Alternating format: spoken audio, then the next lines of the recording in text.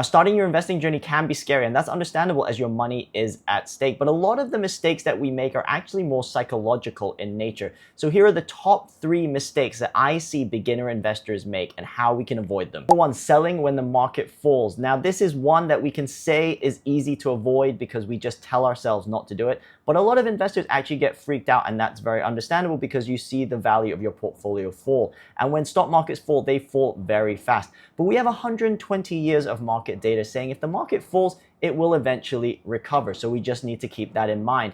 And instead of buying low and selling high, which is what we should do, that gets turned on its head and you start buying high and selling low and locking in those losses. Number 2, following hot stock tips. Now, this is a really common mistake, and this can come from friends or family talking about a certain company or its stock, and then you jumping on the bandwagon and then buying it without doing your own research or without really understanding what the company does. Now, this can actually lead many times to permanent loss of capital. And when you invest, you should really try and avoid that scenario. Before I hit number 3, I've actually launched an Investing Made Simple course where I help beginner investors construct a low-cost portfolio of ETFs that can sustainably build wealth over time. In it, I'll be covering why ETFs are so great for building wealth, what platforms we can use in Singapore, and what to avoid when we start investing. Finally, number 3, high fees. Now, this actually kills your investment returns over time. And I see a lot of investors get lured into products that have flashy marketing promotions and promise certain things over time frames, but this can actually lead to really bad investment outcomes